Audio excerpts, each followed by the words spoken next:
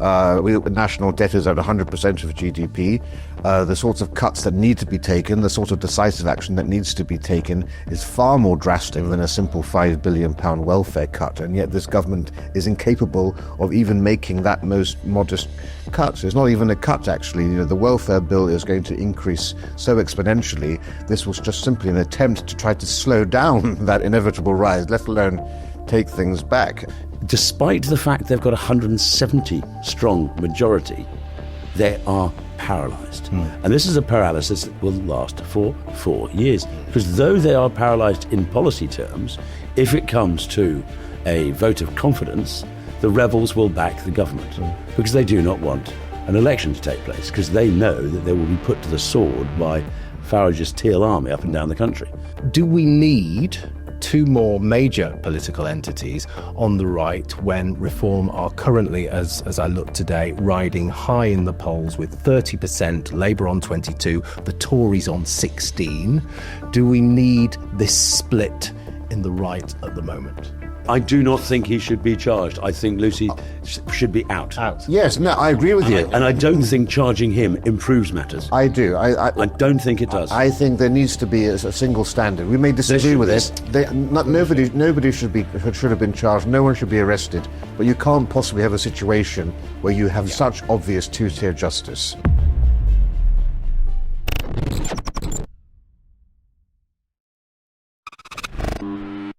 Hello and welcome to Newspeak, the New Culture Forum's look at the weekly news cycle. My name's Philip Kiszely and I'm standing in this week for Peter Whittle. I'm delighted to be joined by Rafe Heydel-Mankoo, NCF Senior Fellow and Royal Historian, and Gawain Towler, political strategist and Director of Comms, former Director of Comms for various organisations.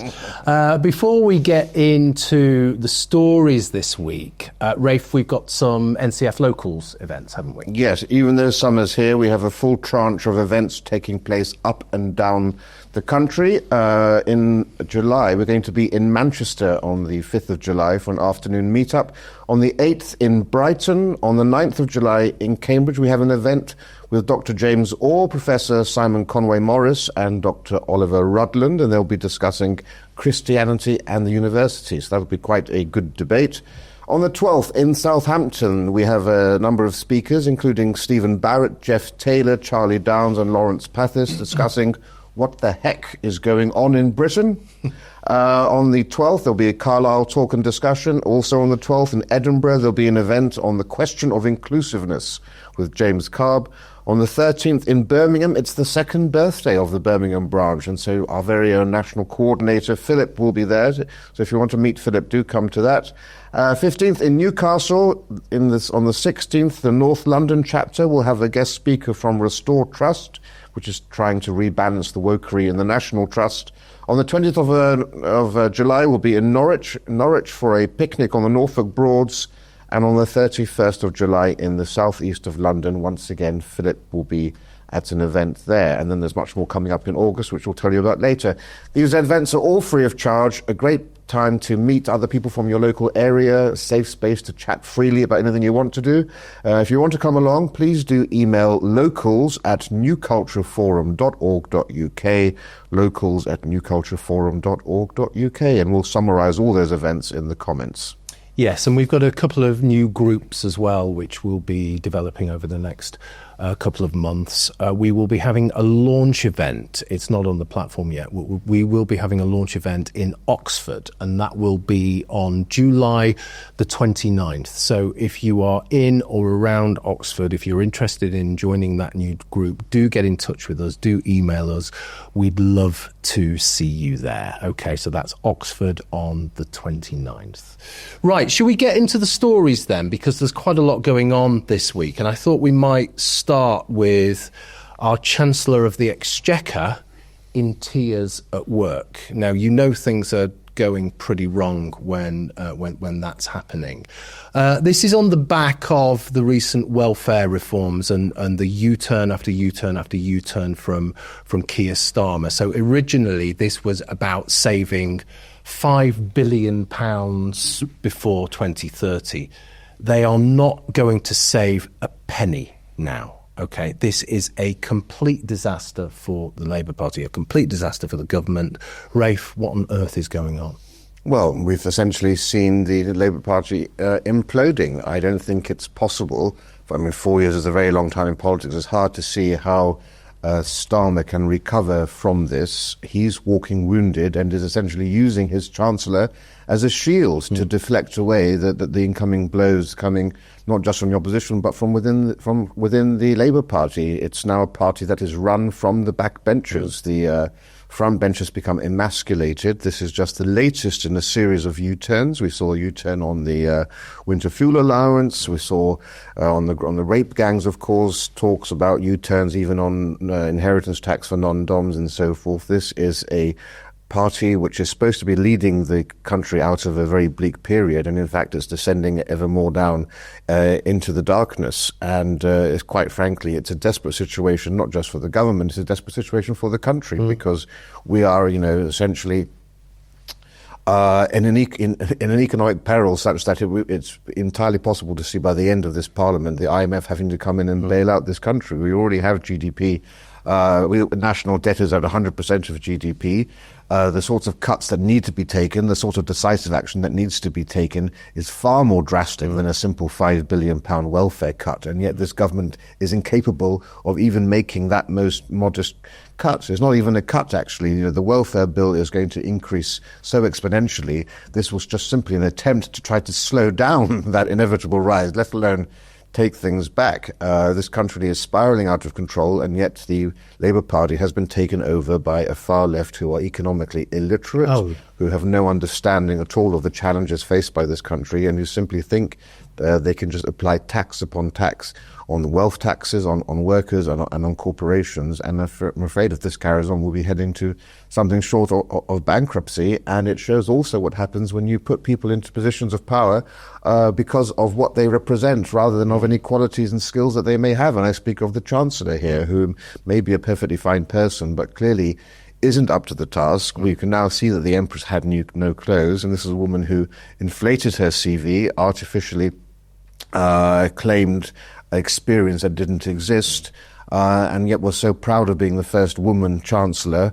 And yet, of course, now we can quite see what happens once again when you put in people into positions of power simply when their identity becomes much more important than their excellence and competence. Yeah. And we see that time and again. And unfortunately, on this occasion, it impacts on each and every one of us. Hello. Please excuse this brief interruption, but I'd be really grateful if you could please hit the subscribe button and subscribe to our channel. Our mission is vitally important, and we must grow this channel to ensure that our content reaches the biggest possible audience. The best way to do this is for you to subscribe. It's totally free. And in addition to subscribing, if you're able to donate or join our membership scheme, please click on the link in the description or visit our website, newcultureforum.org.uk. We've got great plans ahead, but we can't do it without your support. From only £4 per month, you'll receive a range of perks and benefits, including exclusive content. Thank you. Yeah, I mean, you just mentioned the welfare bill there. This is between 200 and 300 billion pounds a year. This is extraordinary, and it's completely out of control. The PIP stuff that is really at the heart of this, trying to get control of these PIP payments. I was looking at it and I was exploring, what are these PIP payments? What can you get payments for? Apparently you can get payments for mood swings. Unbelievable. You can get payments for mood swings. I suspect they're quite strong. And if you're teary at work, you'll probably get payments for that as well. You could get get payments for anxiety, depression. And I thought this stuff is so crazy. I'll type in athlete's foot and see what happens. And it said you could actually get payments for athlete's foot if it was bad enough. In other words, it's just there to be abused. This government is in catastrophe, isn't it, Gawain? It is unprecedented historically, the way that this government has fallen off a cliff from day one. We are this week, it is a year that they have been in power. And it is a year of failure after failure after. The first U-turn And this is how ridiculous things are. The first U-turn took place, I think, in September, and that was when they were going to introduce an outdoor smoking ban outside pubs. Remember that? All it took was Farage to stand outside the Westminster Arms with a pint and a cigarette, and they U-turned on it because they realised they were going to have to fight him in the pub gardens across the country. And they literally, they U-turned it within 2 days. That's how it started. And it's become to the point when the Labour Party is now, because of what happened this week, I believe is ungovernable. The left wing of the Labour Party now know that they have the government by the short and curlies, despite the fact they've got 170 strong majority. They are paralysed. And this is a paralysis that will last for 4 years. Because though they are paralysed in policy terms, if it comes to a vote of confidence, the rebels will back the government because they do not want an election to take place, because they know that they will be put to the sword by Farage's Teal Army up and down the country. So we're less in this bizarre form of stasis. But go back to the case of, I think it's extremely interesting, the way that Number 10 has completely lost the ability to engage with the media and engage with the narrative stories. They're supposed to be good at it. But you look at what happened. Clearly, this was bad news. Now, to be fair, the night before, so the night of the vote, Liz Kendall was, as the welfare minister, was paraded was, right, it's you. And she did a big interview with Chris Mason, the political editor of the BBC. And I spoke to him about 20 minutes later and said, "Poof, that was pretty hardcore." And he said, "Well, I've known her for years. She's known me for years." I said, "Liz, I'm going to have to ask you some tough questions." She went, "Yep, you're right, you're going to." And she dealt with it gamely and bravely and actually quite effectively. The next day, they saw, the media managers and the parliamentary managers saw the state that our Chancellor of the Exchequer was in, and they let her go into the room. She is the Chancellor of the Exchequer. She is very busy. There could easily have been 100 reasons why she didn't need to be in the chamber. They saw the mess she was in, that she had bags under her eyes like steamer trunks on a Titanic. It was an appalling thing to see. She should not have been there. And just a basic duty of care on the part of the Labour Party House of Commons managers would have had her not in that seat. The other side of Starmer, when you watch that, was Angela Rayner grinning all over her face. I mean, this is the key thing, so actually. Happy, and there was something unpleasant about this, either side of him. Then you've got this situation where they're supposed to row with the Speaker. And then, when we all know the reason for the pressure is the political pressure, she has put herself forward as the Iron Chancellor. Has anything rusted so fast? But she puts herself as this, and clearly isn't. She's about as iron as a Uri Geller spoon. But she puts herself in this position, and obviously her credibility is shot to pieces. But then, the media team said, "Oh, it's nothing to do with politics, it's a domestic issue." And so, of course, the journalists go, "All right, it's a marriage breaking up," adding more pressure onto it. Own up, be honest, be straight with us. Well, It's in trouble. Because in a way, the domestic issue makes it look even worse. It makes her look like a woman who can't handle a personal life, who is in charge of the country's economy. And that one tier, it may be the most expensive tier in human history. What happened to the markets after that? The bond markets, the share prices, it has been a devastating hit.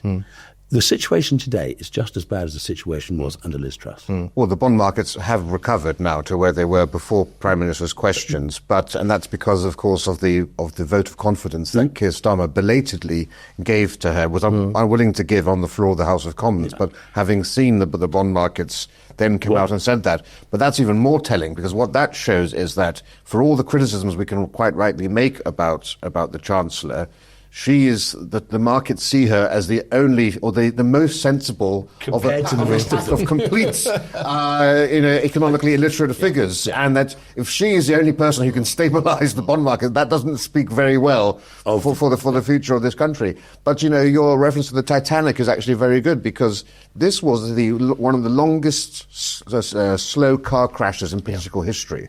For months, this was an 2 months inevitable. ago, the Sunday Times said there was going to be upwards 170 170 rebels. We knew that. They knew, and they carried on going. If they'd had the wit, they should have gone to the Tories and said, right, we all know welfare needs reform. We all know we've got to save money. We all know this is getting, as you point out, this isn't cutting the welfare bill. This is trying to put some brakes on its increase.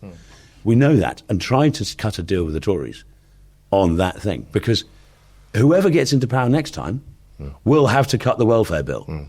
And that would have been... And Labour actually have more credibility in doing so than the Tories do, or Reform would, because they are seen to be on the side of the poor, the weak, and so on and so forth. So they can, very much harder for a right-of-centre government to do something about welfare reform. But if I can just say, so this is the thing, because it's a risky thing to do a deal with the Tories to outvote your backbenchers, and that might lead to greater fissures, but the nation as a whole would have taken you more seriously, because the nation understands the risk and the threats here, and that would have been enough of a challenge if the poll ratings had shown a boost for Labour to silence the backbenchers, as opposed to which you've now given them the whip hand. Since the days of Wilson, the leadership of the Labour Party, apart from maybe under Michael Foot, the leadership of the Labour Party has been able to keep control of its left wing. Kinnock did, Blair certainly did, Brown did, Callaghan did, Wilson did to a greater extent. This is the first time that the left wing, apart from Corbyn, but Corbyn wasn't in power, this is the first time that the left wing have got the whip hand. And many people have said, well, this is the fault of Morgan McSweeney and the number 10 office, the lack of political instinct they have there. They thought he was some Machiavellian guy, but actually he was just a very lucky person. But actually, the buck stops with the Prime Minister. It does, ultimately, and he is. This is a man who has always tried to give this image of being totally in control of everything. And we can see he's no politician. He came to it very late in life. He has no political instinct. He's been in Parliament for 10 years, but only 4 months as a backbencher. And he detests this whole idea of pressing flesh, sitting in the tea room. This guy has no political instinct whatsoever. And unfortunately, the whole country is now being held hostage. The whole country has been held hostage. We all knew it was going to be bad, but I had no idea it was going to be this bad. It's just, as I said before, it's absolute catastrophe. I mean, I can't see the Labour Party ever coming back from this because of other issues as well. But they're not going to go away. Because of the Muslim vote. They are losing that by the day. We've got the Gaza coalition. They're desperate to hold on to it. Everything about them screams desperation. Everything about them screams panic. So that's the left. What about the right? Because this week we've seen the birth of 2 political entities on the same day. We've got Ben Habib's Advance UK, which is a political party, a new political party, and Rupert Lowe's Restore Britain, which is a political movement, both of which seem to be growing pretty quickly, especially Restore Britain. I suppose my question is, do we need 2 more major political entities on the right when Reform are currently, as I look today, riding high in the polls with 30%, Labour on 22%, the Tories on 16%? Do we need this split in the right at the moment? Well, it is a little bit People's Front of Judea. There's no way of saying otherwise. I think what we are seeing is... And you can go down the list, can't you? If you start with Reform, clearly because it's on 30% of the polls, and then you look at the other things. You've got Heritage, you've got Reclaim, you've got Ben's new one. You've got Restore Britain isn't a political party, but Ben's got his Great British PLC. That's what he's in direct competition with there. What you're seeing is there is something fisiparious about smaller organisations. And egos have an impact far more than they do in a large organisation. That is just the way it is. And so you have these clashes. I think that in the case of Rupert, I may be entirely wrong, I haven't spoken to him about it, but I wouldn't be at all surprised if he is holding out for the possibility of putting his hat in the ring as a Tory candidate in Great Yarmouth. So therefore he's not going to engage in Ben's political party. I think that they are, to a certain extent, at cross purposes.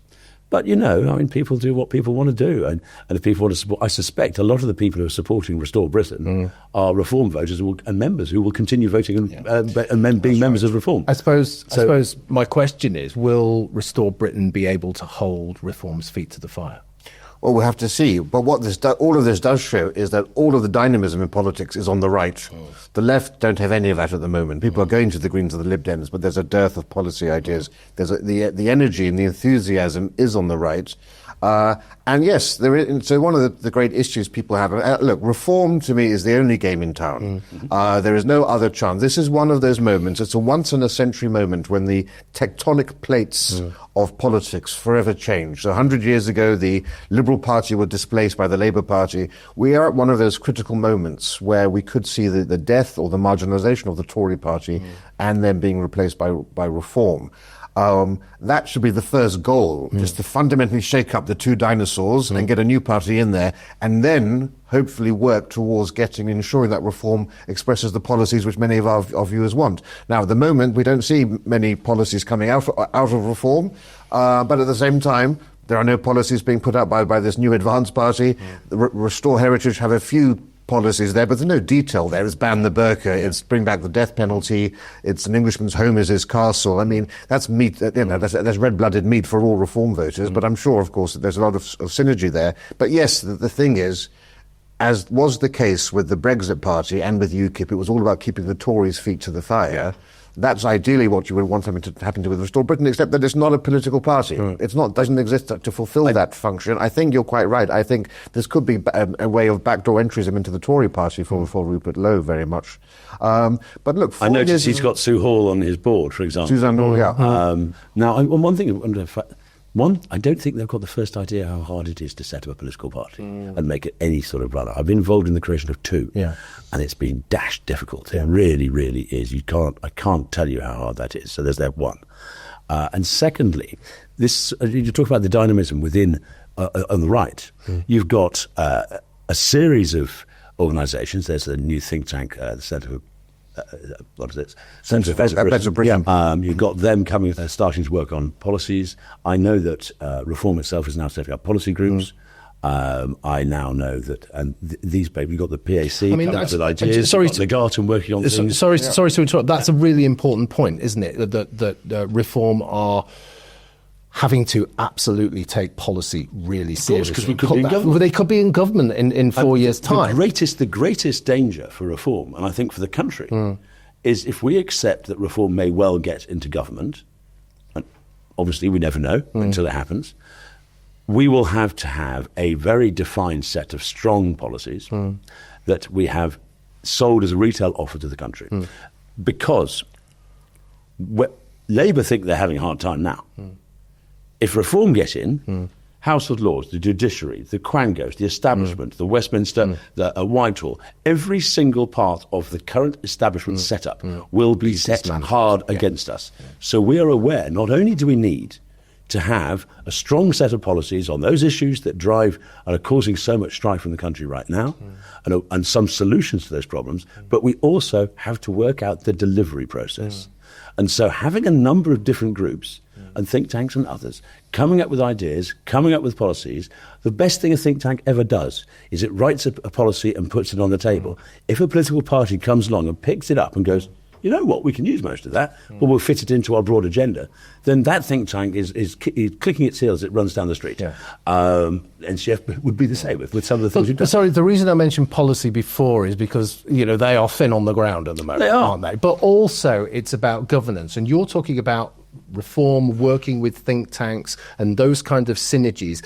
That can only happen if there's a real sense of governance and structure within the party. Do you think that's going to develop? I think under David Bull and now Paul Nuttall's just come in as a deputy leader, these people with a great deal of experience Paul Nuttall, his first day as chairman of UKIP, was having to throw out Buster Mottram and a bunch of BNP entries who tried to take over the party. That was his first day in the job as a young chairman. He was in his 20s, late 20s.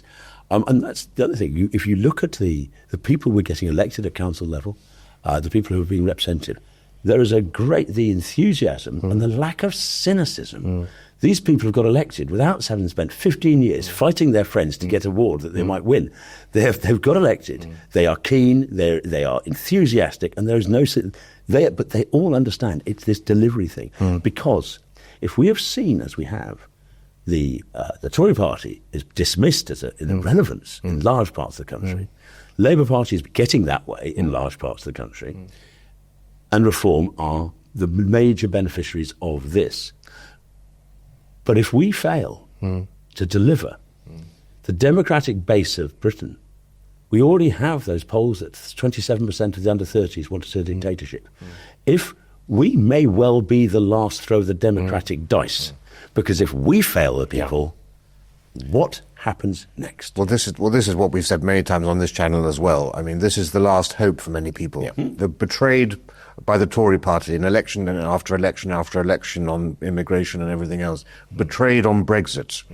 They cannot be betrayed again. And so I think you do need to have a softy catchy monkey approach, and I think Reform is doing it correctly. Look, the polling figures show that what Reform is doing is working very well. This first stage was all about starting up branches and getting the infrastructure together. The next stage is for policy, because it's still 4 years to come. I'm very excited about this Centre for a Better Britain, which people may not know about, but it's a think tank led by James Orr, who's the intellectual mentor to J.D. Vance, the American Vice President. They're trying to raise money to essentially copy what the Heritage Foundation in America did, which was Project 25, with which people may be familiar, which was a blueprint to fundamentally change the way things are done in America. Well, that's a sort of radical grassroots, root and branch reform that needs to be taken here, because delivery is crucial. But the thing is, at the same time, they're dealing with taxation, regulation, immigration. There are other core issues which the core base of Reform voters want to have addressed. And there needs to be, and those are the sorts of things that Restore Britain, all the other think tanks can come up with, because there are so many things that I think a lot of people are feeling left out on, which still need to be brought into the family. Yeah, it's about politics front and centre, but it's also about culture as well, isn't it? And that is often left out of the conversation, but culture is front and centre of what people are really, really concerned about, which brings me on to the next story we've got here, which is Glastonbury. I don't know if anybody saw that over the weekend. Kneecap, the Irish rappers, and Bob Vylan. This is two punk rock rappers who were chanting "Death, death to the IDF," and the revellers at Glastonbury were chanting along with them. Now, this is Glastonbury. This is the Benalis. This is the Farrow and Ball of all music festivals. If middle-class, chattering-class, middle-aged people are chanting death to people at this festival, then I think we're really in trouble. But more to the point, the BBC broadcast it live. There was no delay. They thought it was going to be okay, even though people told them that this is a pretty dangerous thing to broadcast live. What do you think about the BBC in that respect? Well, it shows the level of moral decay, not just in the BBC, but also in Glastonbury amongst the organisers there, of course, because in the case of this Bob Vylan organisation, as well as Kneecap, nobody's heard of this Bob Vylan rappers before. They were given a primetime slot. Literally, nobody had heard of him on Friday. By Saturday, is on the front page. But they were elevated and given the platform they were given by both the Glastonbury organisers and by the BBC, because, of course, they tick all those boxes: anti-establishment, anti-Israeli, anti-white, anti-British, and that goes to show you, because you couldn't have imagined, today's Right Said Fred, for example, being given a similar platform for their pro-Brexit, anti-immigration perspectives, can you? And it goes to show everything now is upon the moral compass dictates the access you get to the mainstream media and to being platformed as opposed to deplatformed. I thought it was, and now we know that the BBC Director General Tim Davies was actually there when they were performing, and no decision was made. And of course, when no decision is made instinctively to remove something, you know that means that they actually support it, subconsciously at least. And there were also, I think, 400 BBC staffers there that day. So it was flooded with BBC staff. I'm one of the things about the BBC in Glastonbury that I just don't understand. Why is the BBC And by that I mean the licence payers subsidising a private event to that extent. Yeah. 400 tickets plus and some and all that publicity. How much did the BBC get paid for this? How much? No, it's the other way around. The amount of free publicity given is colossal. You couldn't pay for it. You couldn't pay for it. For Bob, and I think Bob Vylan's name is Pascal Foster. Double barrel. Double barrel. I'm sure he's also with Just Stop Oil as well. Yeah, Well, he's vegan. You know, he's absolutely, he's straight from Central Casting. Straight from Central. No, it wasn't just death after the IDF, of course, and though that was absolutely disgraceful. This is the key point. But it was also, what was it? You want your country back, and you can't have it. And this was the thing. And I thought, well, of course, you know, incitement to violence is outrageous, and that I'm sure Lee Anderson might disagree. But it's the fact that nobody in the media commented on that aspect too. The direct assault upon British identity, British character, and essentially anti-white racism was clear. Specifically, anti-reform. Yeah.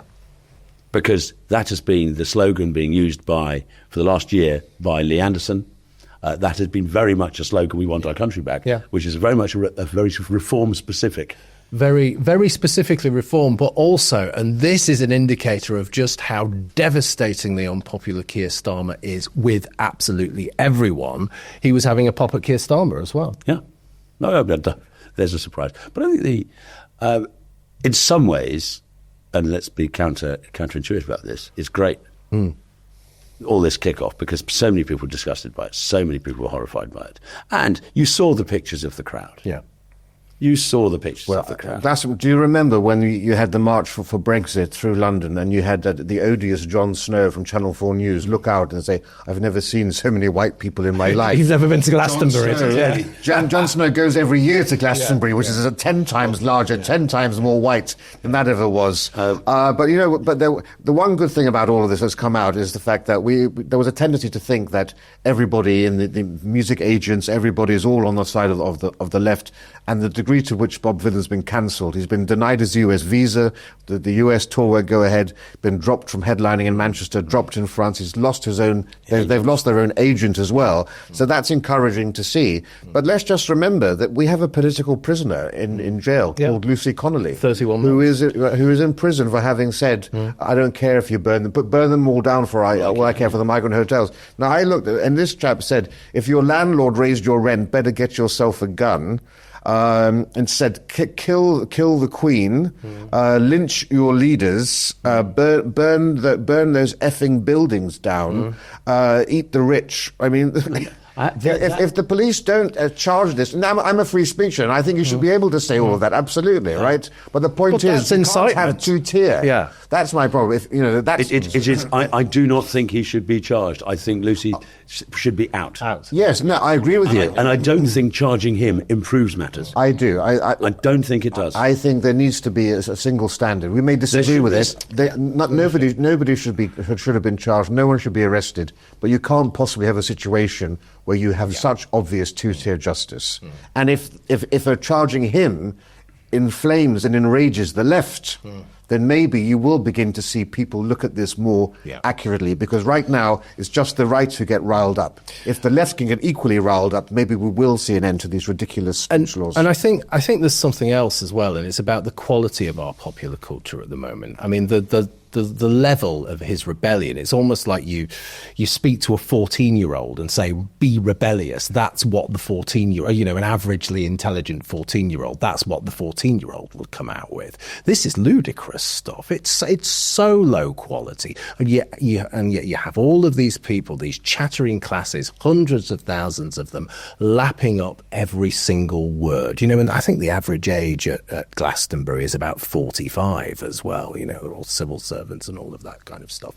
So I think it's a really awful situation, but I completely agree with you, Gawain, in the sense that I'm glad it happened, because one, people see how bad it is in terms of quality, people see how stupid it is, and people are really alarmed. I mean, I've been to I've been heavily involved with pop culture from being a teenager in Manchester on the music scene with Oasis and all of that kind of stuff. I was an academic involved in writing about pop culture. I've never been to a gig, an event, a festival where people have been chanting for the death of other people. Literally, I haven't. It's, it is that level of ridiculousness. So I'm glad the BBC are getting so much flack for this, because my God, they absolutely deserve it. And of course, we shouldn't be paying our TV licenses. I think that's it for the time being. Thanks, guys. Thanks, Rafe. Thanks, Gawain. Thanks very much. A wonderful conversation. We're going to go over to the members section now, where we're going to talk about the Bank of England and defacing our currency. So thank you for joining us. See you next week. Our mission at the New Culture Forum is and always has been to defend and celebrate Britain's history, culture and its people, and indeed Western civilization, at a time when both are under sustained attack. We have grown from small beginnings to become the country's most influential right-leaning cultural think tank. Our content is watched and read by some of Britain's most influential political figures. But now, we need your help. If you believe in what we do, then please do become a member. For as little as £4 a month, you can make a vital contribution to what we do. As a member of the NCF family, you will help ensure that we can continue to produce quality content online, such as our 3 weekly programs, Whittle, which is our flagship interview show, Newspeak, our panel discussion show, and Deprogrammed, which is targeted at Britain's youth. As you probably know, in addition, we produce important documentaries, such as our critically acclaimed 6-part series, The West, a stunning celebration of the history and genius of Western civilization, and our ongoing documentary series, Heresies, with hard-hitting episodes tackling subjects such as immigration, gender ideology, and BBC bias. But the New Culture Forum is much more than a YouTube channel. We don't just complain about Britain as it is, we provide real solutions and clear policies on how we can push back against the madness and restore sanity to this nation. Our presenters are now highly sought after and have become familiar faces across the media. Our prestigious annual Smith Lecture and our regional and indeed national conferences have attracted world-class speakers. Perhaps most importantly, we are the only organisation on the right of politics that has launched a national movement without actually being a political party. And uniquely, through our NCF Locals programme, we've established some 30 active branches in towns and cities right across the nation, from Edinburgh to Exeter, and with many more on the way. We're very proud of what we've achieved, and our members have made it possible. In return, our members receive access to exclusive content, invitations to private events, free or discounted tickets to our conferences and lectures, free copies of our books, and much more. I very much hope that you'll join us too by clicking the link in the description or going to our website, newcultureforum.org.uk. Now is the time that we need your help. Thank you. Hello, please excuse this brief interruption, but I'd be really grateful if you could please hit the subscribe button and subscribe to our channel. Our mission is vitally important, and we must grow this channel to ensure that our content reaches the biggest possible audience. The best way to do this is for you to subscribe. It's totally free. And in addition to subscribing, if you're able to donate or join our membership scheme, please click on the link in the description or visit our website, newcultureforum.org.uk. We've got great plans ahead, but we can't do it without your support. From only £4 per month, you'll receive a range of perks and benefits, including exclusive content. Thank you.